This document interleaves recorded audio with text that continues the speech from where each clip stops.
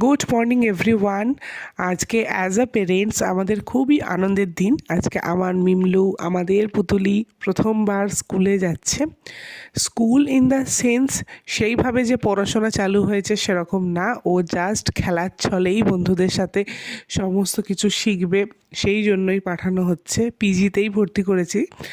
আর তো আমি যে কলেজটায় পড়াই পূর্বায়নে, তো ওর সাথেই হচ্ছে কিড সেকশানও রয়েছে, যেখানে মানে সকালের দিকে বাচ্চারা পড়তে আসে।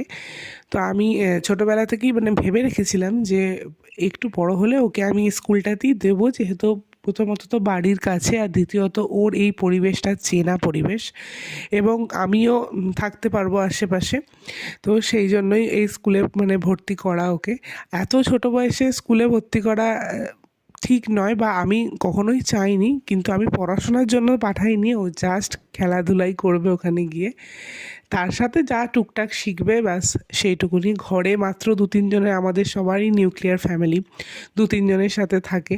তো সেখান থেকে ওর এখানে সবার সাথে থাকলে ওর অনেক রকমের স্কিলস ডেভেলপ হবে। তো আজকে ওদের ক্লাসটা হচ্ছিল আমাদের স্টাফ রুমের উল্টো দিকে মিউজিক রুমে। এখানেই ওদের সেট আপ করা হয়েছিল।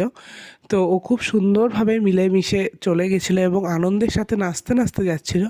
কারণ এই পরিবেশটা ওর চেনা।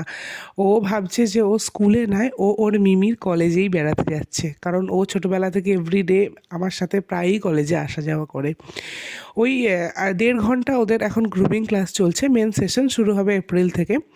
আর আমি বাইরে জানলা থেকে সারাক্ষণই ওকে অবজার্ভ করেছিলাম। ও খুব সুন্দর মিলেমিশে সবার সাথে খেলাধুলা করছিল। ও অ্যাকচুয়ালি ভীষণ মিশুকে, তো ওর কোনো অসুবিধা হয়নি। তো আমার ভীষণ গর্ব হচ্ছিল, খুব আনন্দও হচ্ছিল। যাই হোক, 1.5 ঘন্টা খুব ভালোভাবে কাটানোর পর এখন ওকে আমি বাড়ি নিয়ে চলে আসছি। সবাই প্লিজ ব্লেসিংস দেবেন।